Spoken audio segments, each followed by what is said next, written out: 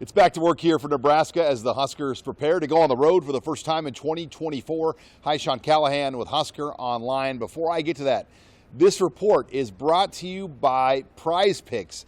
There is no better way to get into the action with all the games, not just college football, NFL football, even baseball, whatever your favorite sport. It is as easy as saying more or less, whatever the total, touchdowns, yards, catches, whatever it is. You can win up to 10 times your money at Prize Picks, and there are a lot of other great games and things worked in, and we are going to give you $50 free by simply using promo code HuskerOnline with your first $5 deposit at Prize Picks. That's code HuskerOnline to receive $50 with your first $5 deposit at Prize Picks. All right, we heard from Nebraska's defensive players and defensive coordinator Tony White. Coach White, what was the message your team had here as they took the field this week? Well,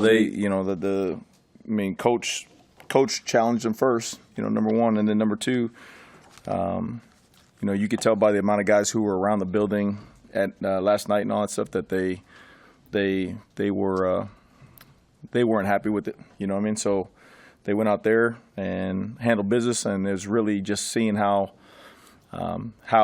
they're taking ownership of it. You know what I mean? Like, just, hey, let me see how you guys want to handle this. So they went out there and competed, and it was good to watch them run around. And for many of the players we talked to on the defense, their response was very similar. Nobody was happy with how the Huskers played against Illinois.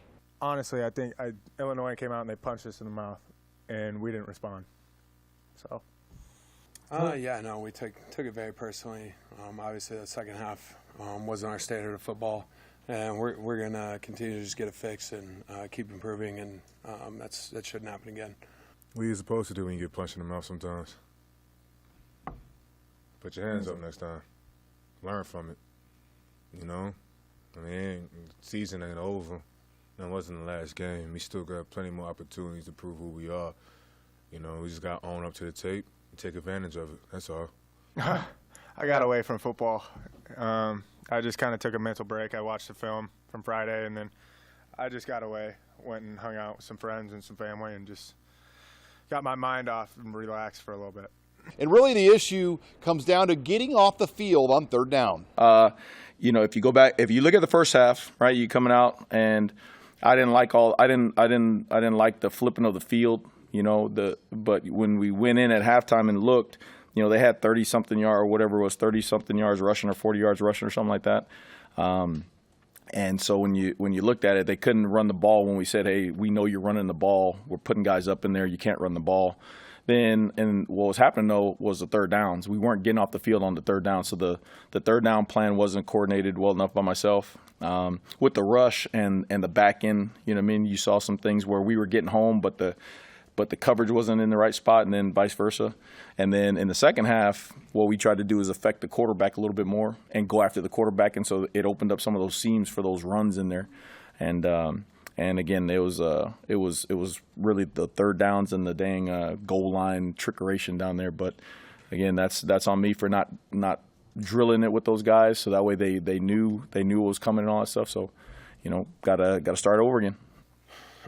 Just reps, right? Just working in practice, having elite communication up front, elite communication in the back end. Just continue to build those things and work those things. That's how you get better. It's a lot of just putting yourself in those situations and having reps at it.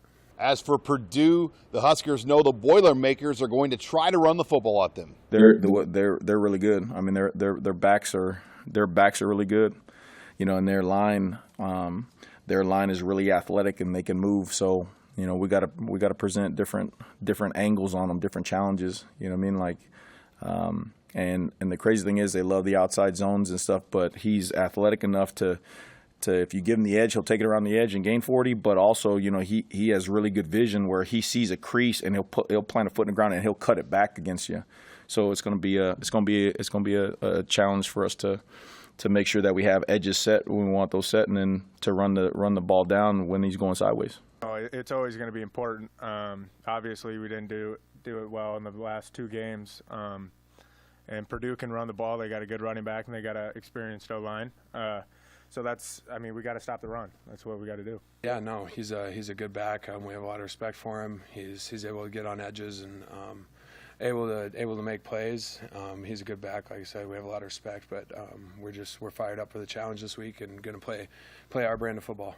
Meanwhile, on the offensive side of the football, Marcus Satterfield talked more about what went wrong at times this past Friday. You know, again, I reference Coach a lot on this, but you know, your unit, which would be the offensive unit, is, you know, a representation of leadership, and I lead that offense. So I've got to do a better job of making sure we're prepared mentally, physically, emotionally, when we get in that situation, that we can go out there and execute.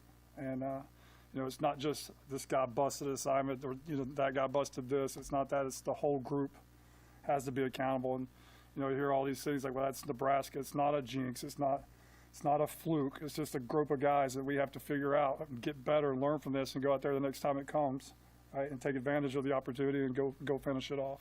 On the flip side, the play of quarterback Dylan Raiola has been one of the most impressive pieces of the 2024 Huskers. It was good to see them go out and execute on third down in the first half and execute on, you know, shot plays, 50-50 balls, being able to push the ball down the field, both deep and intermediate. And it's good to see Dylan check the ball down like he did. I think he did a really nice job of distributing the ball to all positions.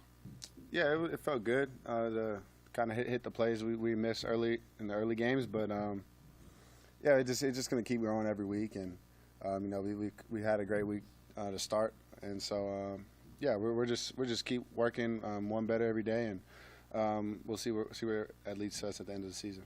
It will be Raiola's first road game as a Husker now at Purdue, and he's looking forward to the challenge. Yeah, I think nothing changes for us other than we'll be wearing white jerseys instead of red, and try to go out there and play our best football, and it'll just be in a different stadium. And I think everyone's excited to change scenery and be in a different state and a different stadium. So I think all the guys are excited, and you know, we all get to be together on the road, which makes it even better. One of those players on offense that's been able to build a strong connection with Raiola through these first 4 games has been wide receiver Jamal Banks. No, it was amazing. You know, it just all the work we put in just showed up, and it's going to continue to show up. So. And sometimes going on the road for a game like this can be just what the doctor ordered. Obviously, I love playing at home. Going on the road, you know, it's not a super big deal for us. For us, it's always about us. It's never about where we're at. I mean, we could be anywhere. We're gonna compete. That's what I love about this team. Doesn't matter where we're playing. We're gonna go out there and compete. You know, it's just human nature to feel some kind of way, you know, when you play like that.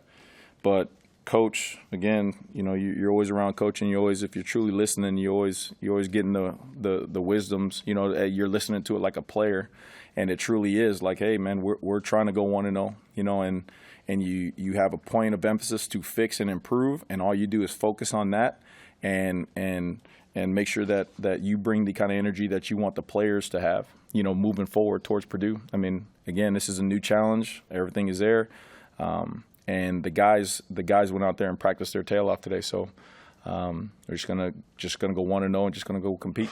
In other news, still no word on Javen Wright and his return for the Huskers. Also, players like Micah Mazuka have the ability to play both tackle and guard. Satterfield said they continue to work guys in different options as they build this offensive line. Reporting here with the Nebraska football team in Lincoln, I'm Sean Callahan of HuskerOnline.com.